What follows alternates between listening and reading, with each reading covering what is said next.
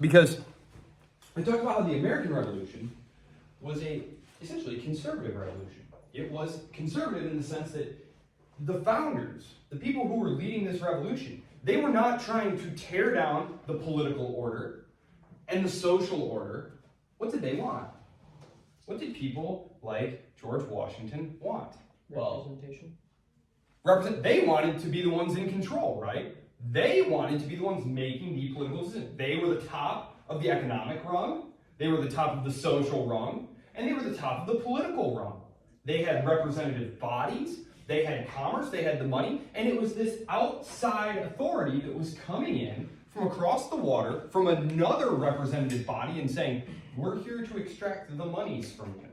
And they were saying, no, we are happy to be subjects of the King of England. We are good Britishers after all, but we will tax ourselves because it is our inherited right as Englishmen. It's why Edmund Burke supported the colonists, even though he was a sitting member of Parliament. He supported the American revolutionaries. He said their rights are being violated. Yes. So you would just say it's a difference in sovereignty and it's not ideological at all? Well, it is intensely ideological. But in the sense you get what I mean, because they're saying it's still a conservative type of revolution. So it's when you mean conservative, you're yes, they were seeking to conserve their rights. In that sense, yes, they are conservative in the sense that they are trying to preserve, to conserve their ancient liberties as Englishmen from being trampled upon and taken away. So that is the American Revolution. The American Revolution. A revolution. Political revolution only. It is only a political revolution. And it is very conservative. It is very conservative. Its nature is conservative. By which I mean, it was not time for universal democracy. It was not time to recognize the equality of all men, regardless of their race and skin color, regardless of their all those other statuses.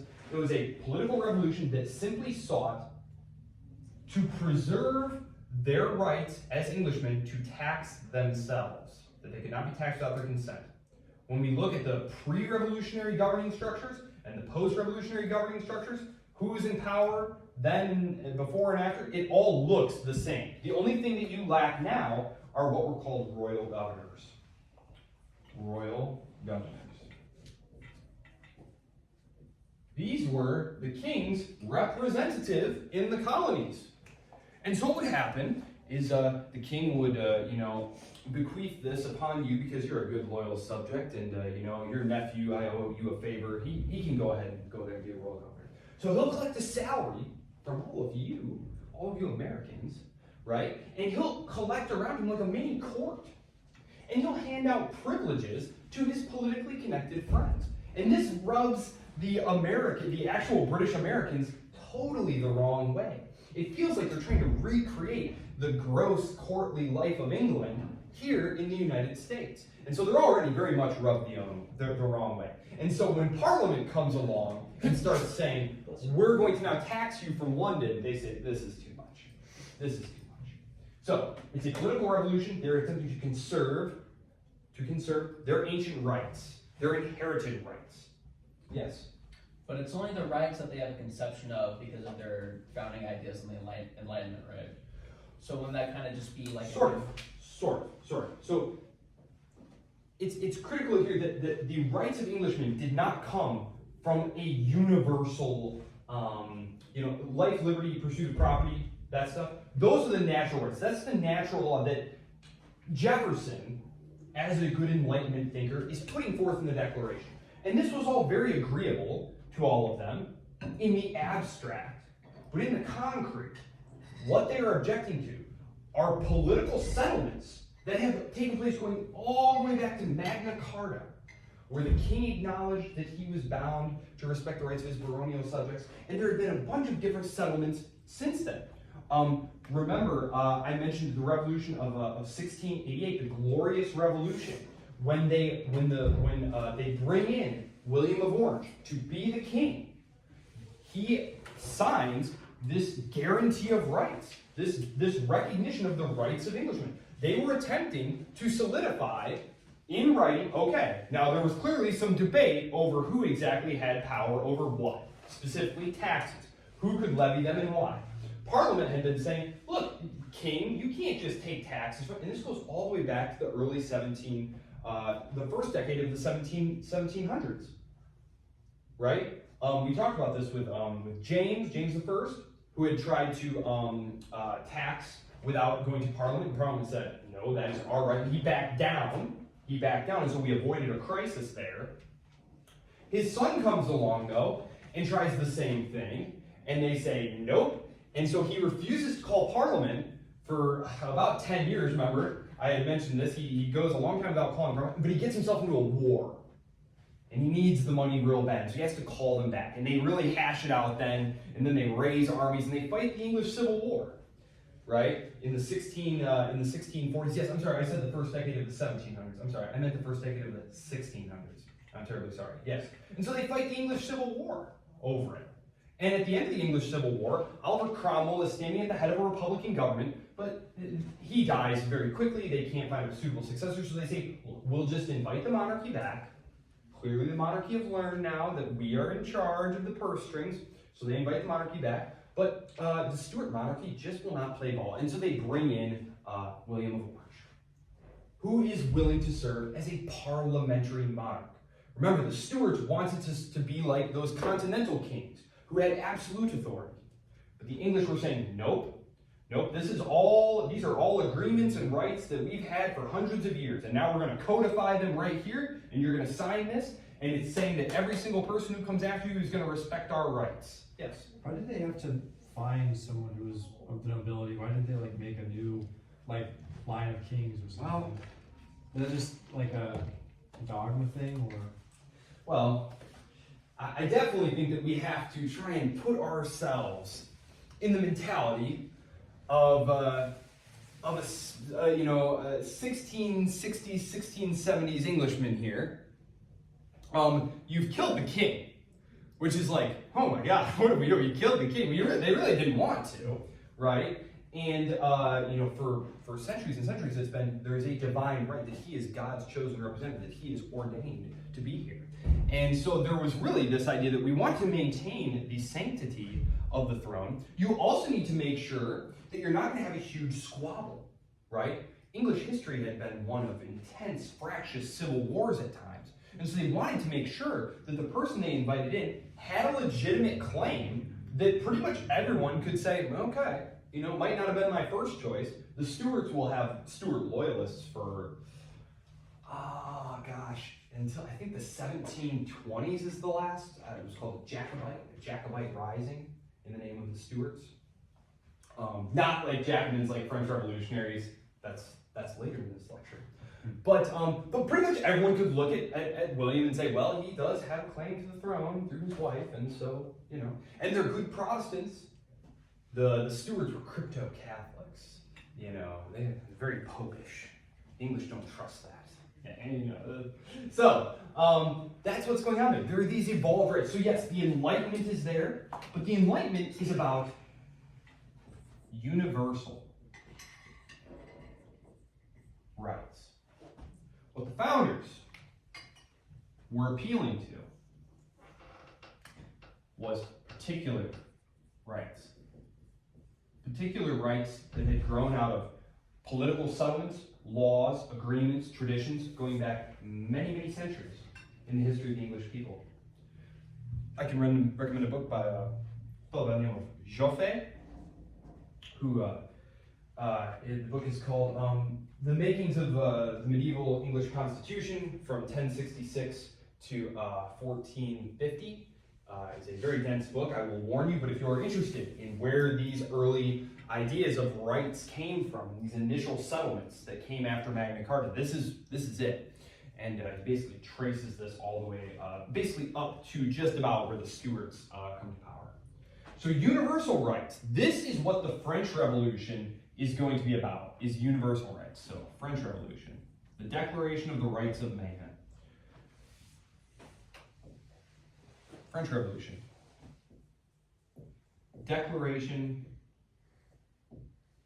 of the Rights of Man, which we will be reading next week, because I think it leads nicely into a talk about 19th century politics more broadly, versus the particular, which again we're going to put American Revolution.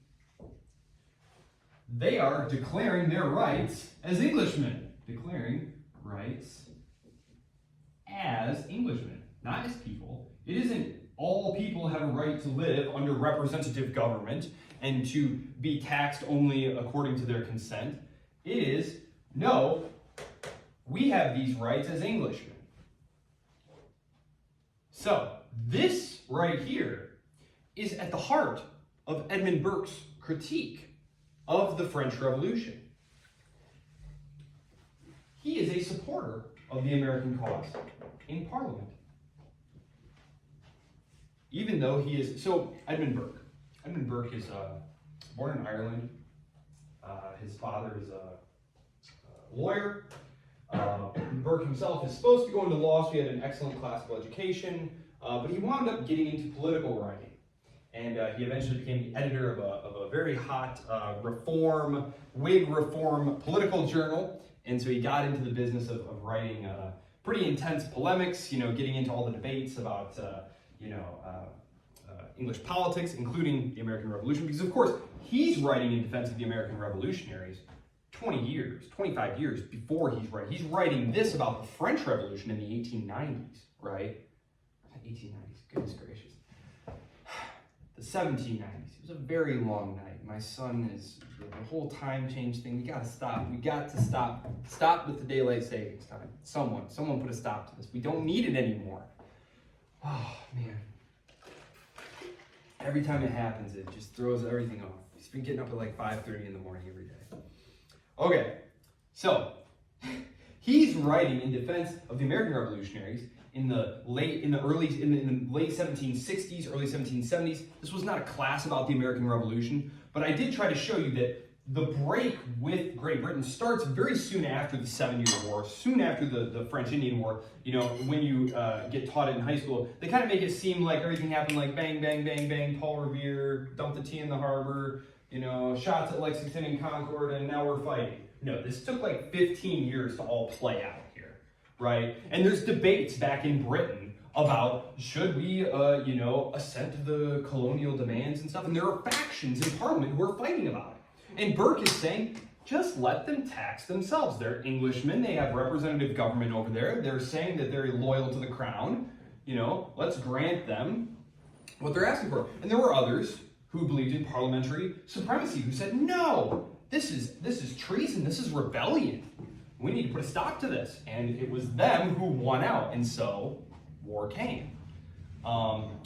So, the Americans, it's important to understand, when you think about the British giving up, it's important to understand that there were intense critics within the government itself of the policy. You have to think of politics like now, right? It's not just the British did it. There was a faction of the British government who were doing this. And there were other factions who said this is a terrible idea. And so they're fighting for control. And the war is becoming very unpopular. And so they give up. The French Revolution, which breaks out in 1789, what we have here is a totally different kind of revolution.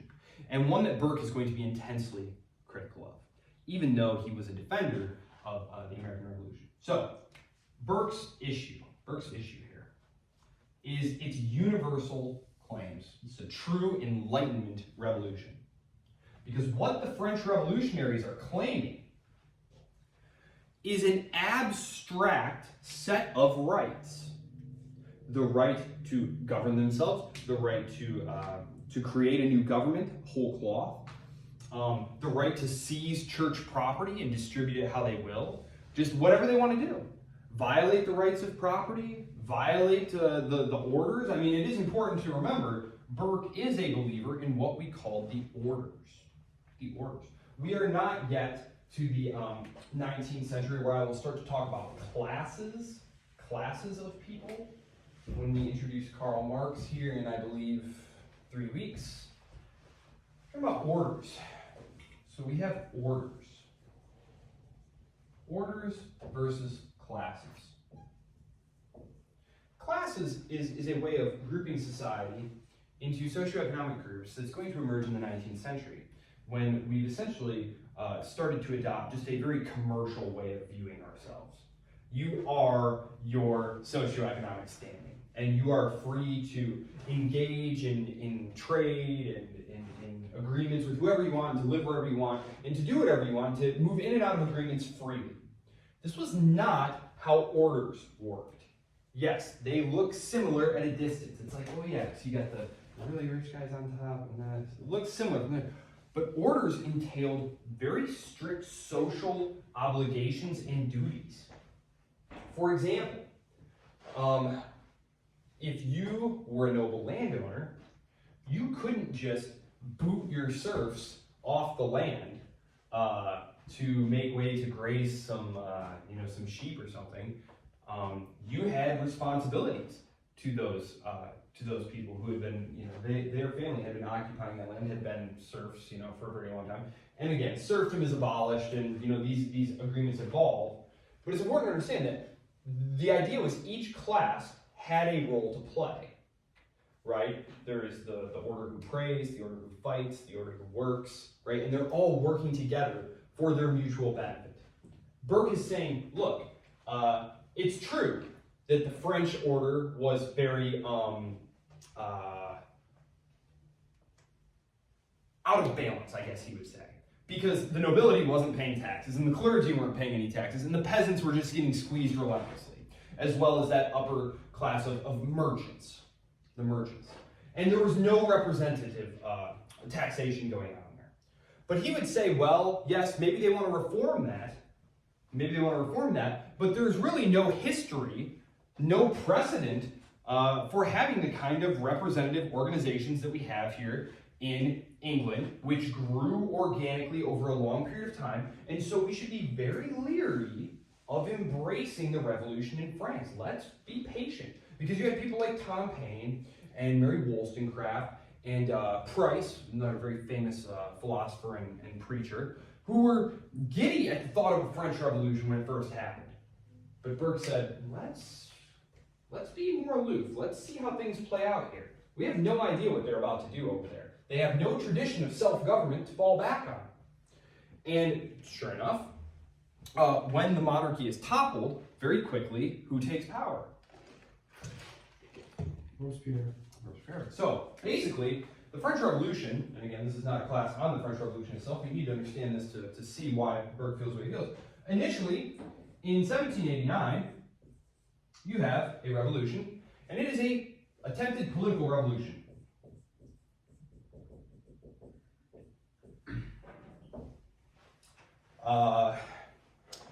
People like, I suppose the most famous one that you would know is Lafayette from the American Revolution. Yes. People like him are attempting to make the French monarchy into a parliamentary monarchy, just like over in England. The problem is that the French king does not want to play ball, and the nobles definitely don't want to play ball. And most of the revolutionary class don't want a parliamentary monarchy either. And so they're very isolated. They're very out on a limb here. It's a very small group who are trying to steer this revolution in that direction. And, maybe if the king had played along, things could have been different, but he really doesn't, and certainly his family don't. And so what you have is, in 1791, the social revolutionaries take charge. Social revolution. So now we're not going to get a political revolution. It would have been radical. It would have been a radical revolution because they're not trying to conserve something. Remember, the American revolutionaries wanted to conserve and protect their ancient liberties and rights. Their existing social and political institutions that had been, think about that, the Virginia House of Burgesses had been meeting for 200 years by that point. These were well established. So the French are attempting a radical political revolution here because they don't have, so for example, they had a body that would get called when the king needed taxes. But the king had not called them in about 170 years. So I think in like 1614 he had called them for some taxes, and then he didn't call them again until 1789. So like, it's not that there was no history of the French king like calling for an assembly, but like Parliament was meeting every single year, right? It was different. They were politically experienced.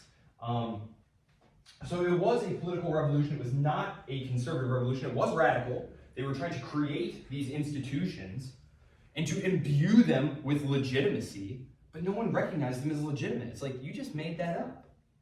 It's one of the reasons that democracy promotion just hasn't worked during your lifetime, right? We were going to go spread democracy all over the world, right? How'd that work out? Edmund Burke would have said, this is going to work out terribly, and I can tell you why. Because it's fake. There's no history of it there. It didn't grow up organically. You're just trying to force this on people who have no respect for its legitimacy, no experience in doing this, and no history, no tradition of doing it. This is his critique right here. He's saying, look, this political revolution is probably going to fail.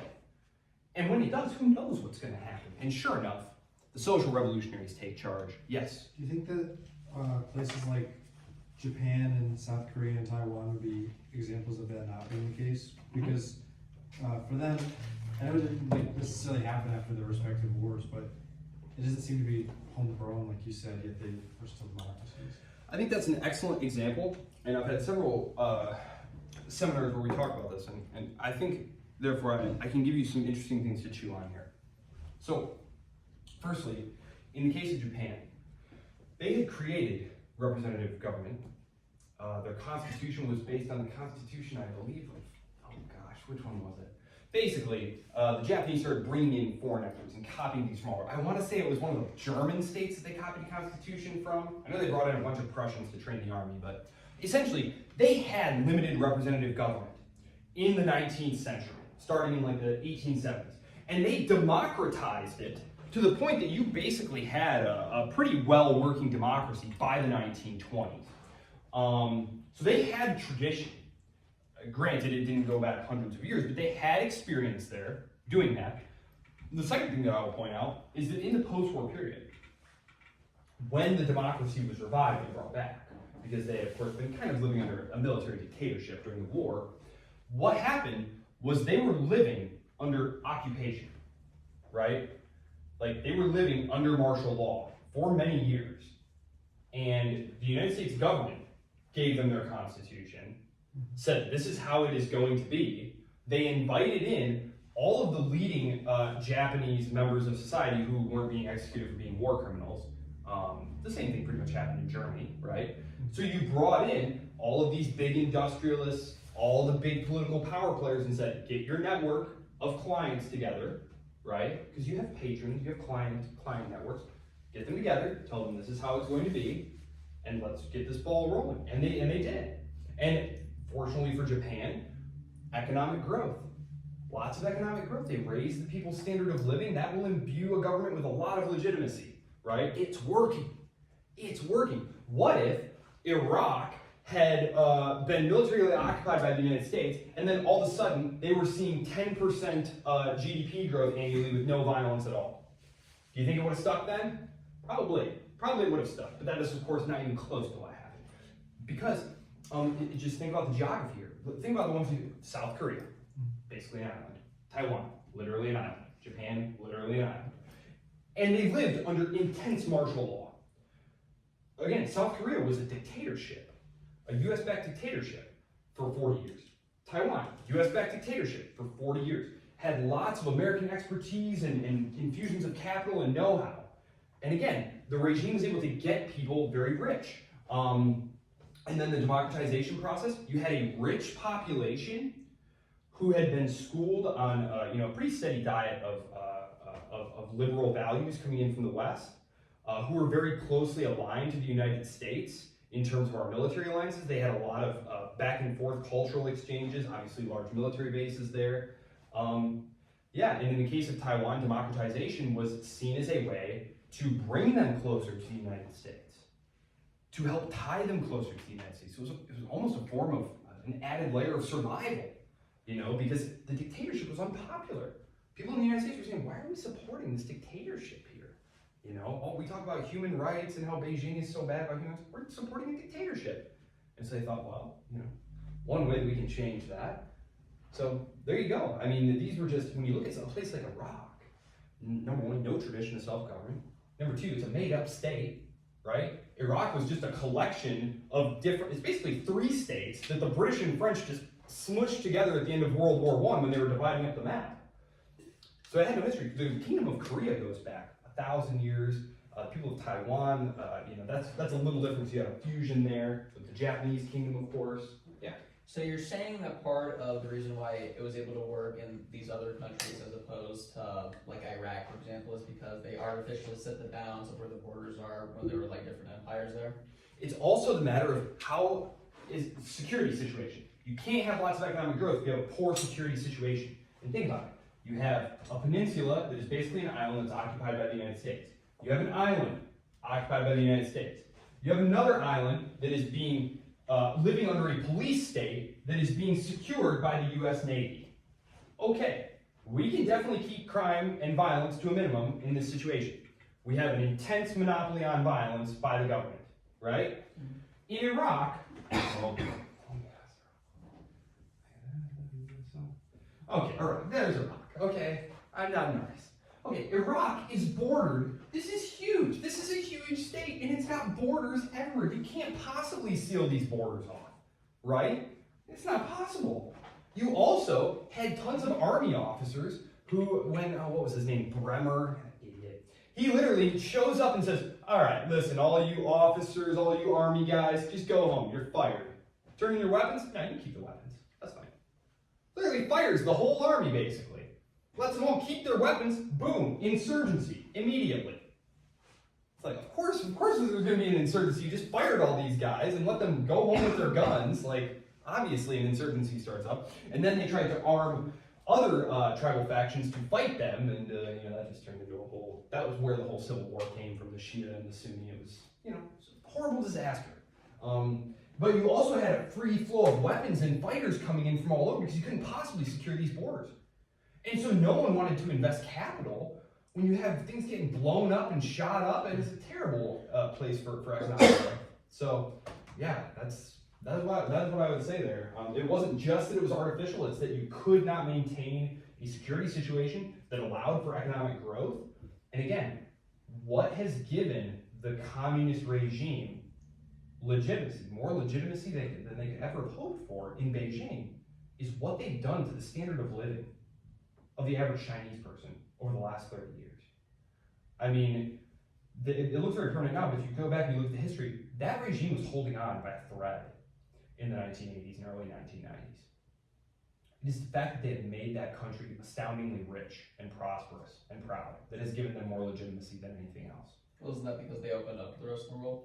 Well, of course, yeah. Globalization, trade, But like, the average Chinese person isn't walking around thinking, well, most of this was probably just due to globalization and stuff. Like, the government is like, look, we made you rich and strong and no one's ever going to take advantage of you while we're around. It's like, well, that seems about right, So they just owe it to the legitimacy of the government and not like an idea of the like individualistic values, you would say, maybe? There is no tradition of individualism or human, like, all of those are Western concepts that come naturally to us, and that's one of the reasons if you take Comparative Government with me in the spring, we actually, the textbook that I chose is a new version of a textbook that I remember from way back when I took my first class, in this room actually, with, he's now passed on, but his name is Dr. Rawson. The book doesn't just tell you, okay, this is a parliamentary system, this is a democracy.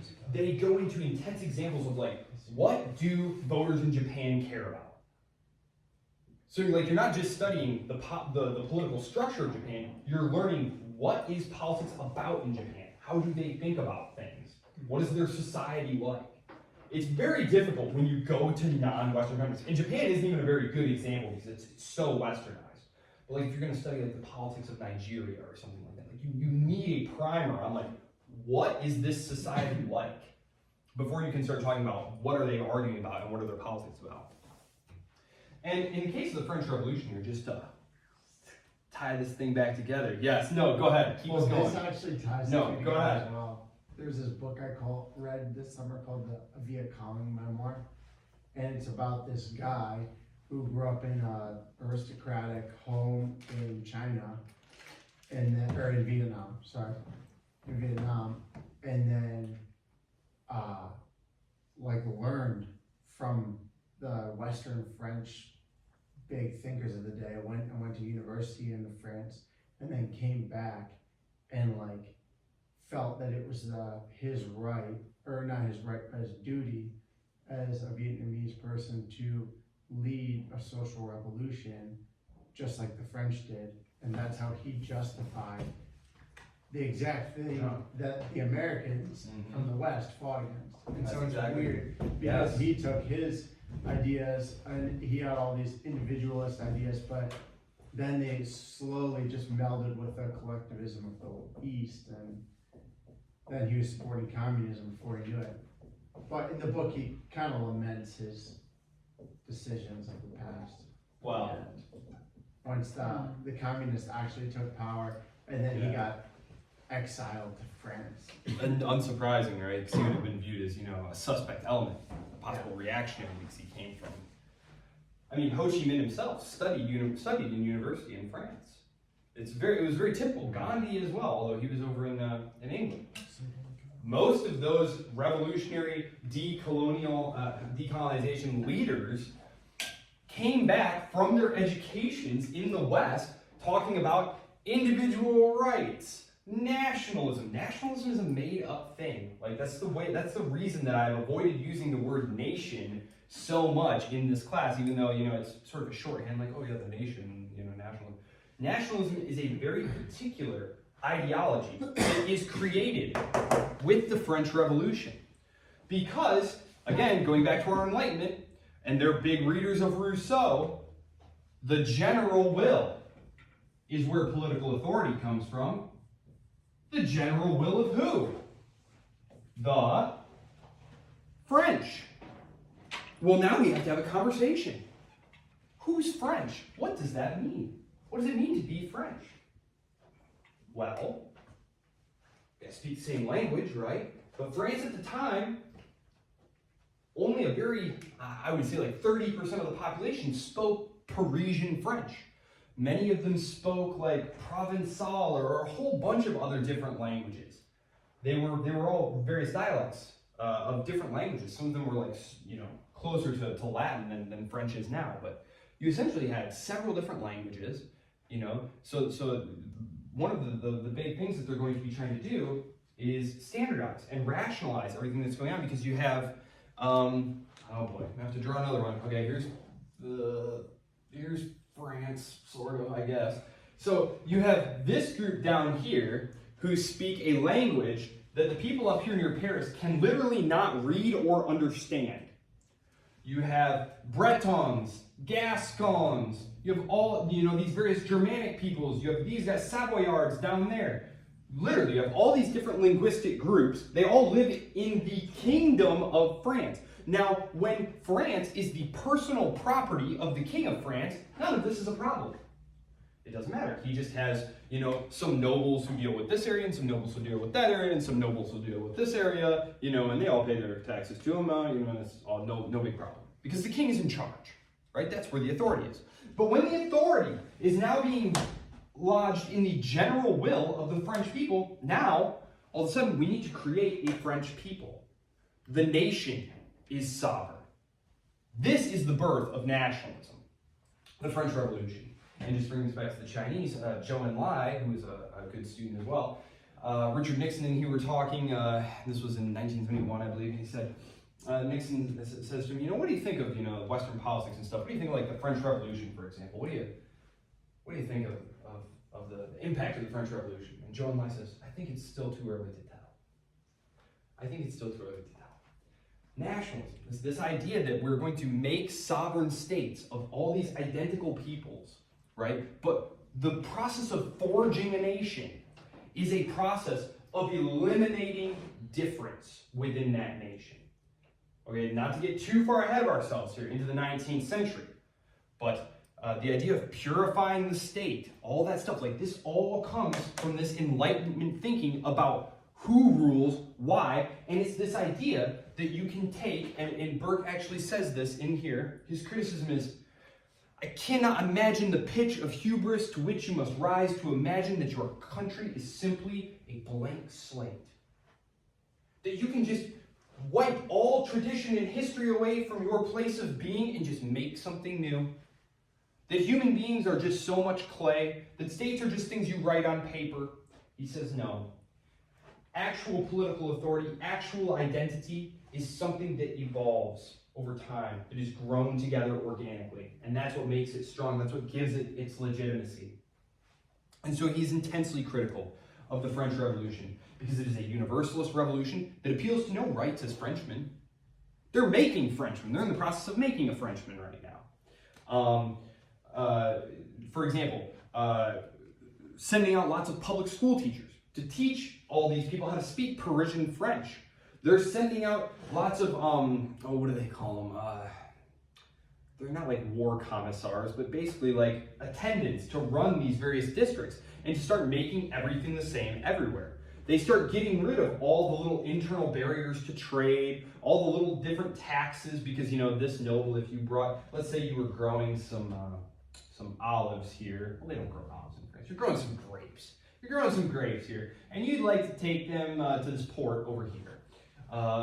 But there's all these little different fiefdoms that are controlled, and to get your grapes to the port, you'd have to pay 5 different taxes.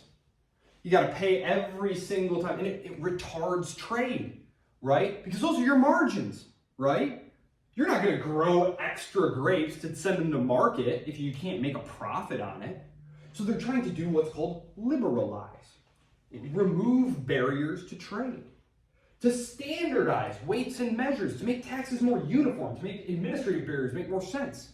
Because the French state is this chaotic, medieval bureaucracy of individual special privileges and rights and all these things. They're saying, no, get rid of all that.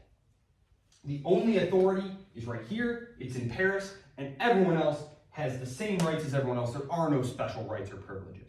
They confiscate the property of the church, they confiscate the property of the nobility, and they make a literal democracy, although it is a dictatorship run by a very small committee. So, I understand Burke's argument is like, you can't just wipe it out, create a blank slate, and then just say, Expect it to work. Standardize it. But obviously, at some point, once things become big enough, it's very beneficial for all people to have some sort of standardization or modernization. So what would Burke say to that argument that you just put forth? Perfect. So he was what we might call an incrementalist because he was not opposed to progress. He was a Whig. As I said, he was a Whig. Whigs were true Enlightenment people. If you think of nothing else when you think of the Enlightenment, think of people who, because of our ability to reason and innovate and create and to think reasonably, are able to create a better and better and better and better world. That is the Whig belief, that the future need not be like the past because we have the power to change it. Through reason, through human ingenuity, institutions, all these different things. They're believers in being able to change things. But Burke is a very conservative Whig. So it's true, at the time, he would have been classified as a liberal, a small L liberal. He believed in rights of the press, freedom of assembly. He believed in liberal rights. But he was very conservative. He believed that, okay, you said it would make more sense for us to standardize our measurements and to standardize our regulations. He would say, okay, let's go a little bit at a time then. Let's not dramatically overturn the apple cart all in one go. He would say, let's very slowly, these things were raised up slowly, let's very slowly tinker with these things and make sure that we're not doing something awful that's going to have all these very negative, serious consequences. He says, look, when you just flip the table all over at once, who knows what's going to happen? You need to be very deliberate in making small incremental changes. Doesn't that kind of mirror the debate over like the sovereignty of how much the state should be able to do versus like the federal government in the United States? Or like how like the transition from the Confederacy to the Constitution? Well, I think that's more of a debate about overlapping authorities, like who should have the authority to do a certain thing. his argument, Burke's argument here, is about the pace and scope of change. So it's not necessarily about who's doing the changing, right? It's not about whether or not it's a central government doing the changing, or whether it's a collection of all the lords or property owners getting together and just coming to an agreement, because it would be in all of their mutual benefit, right? So, and he's a rationalist, enlightenment person. He would say, you know, the lords could all get together, or the governors could all get together of various provinces and come to an agreement about something. Or, you know, a king could say, okay, we're going to do this thing. So he's not really concerned about whether the locals are doing it, whether it's decentralized or whether it's centralized. His concern is that it is very slow, that it is very cautious, very deliberate, and that you wait and see, did that have any negative unintended side effects that we weren't thinking about? Okay, it didn't. Things got a little bit better. Okay, maybe we can do this next thing. But he believed that society, government, the economy, that it was all very fragile, and that it had taken a long time to grow up into what it had become. And that we should be very cautious of trying to make radical, wholesale changes to something, because it could destroy everything. Yeah. So we've kind of already done that though, like not the small changes, but just these big radical ones, making nations out of, you know, peoples that would never have been unified. So in like a practical way moving forward, do you think there's any way to undo that? Like think about like the Middle East, like you're talking about Iraq, or like Africa, or even like large parts of Asia. Do you think that there's any way to undo that and kind of get back to the way it was, or do you think it's just something we have to deal with now and move forward? That's a great question. Well, I guess I'll take a couple of paths to this.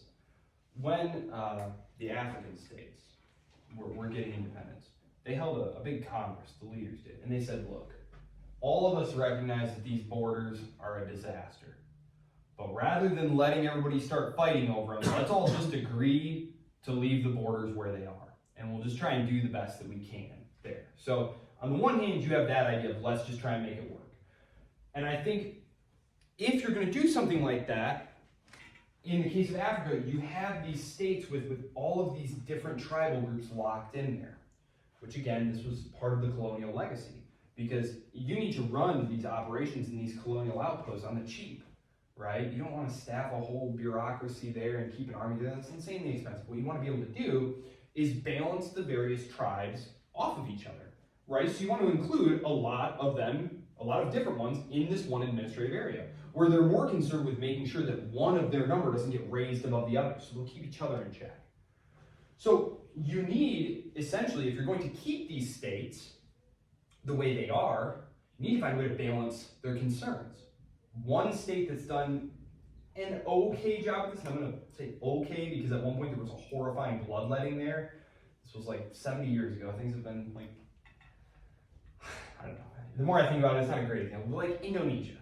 Indonesia is a state, but it's made up of like 1,000 islands. There's like 100 different ethnic groups, and like it's a state with no national identity, and it basically works.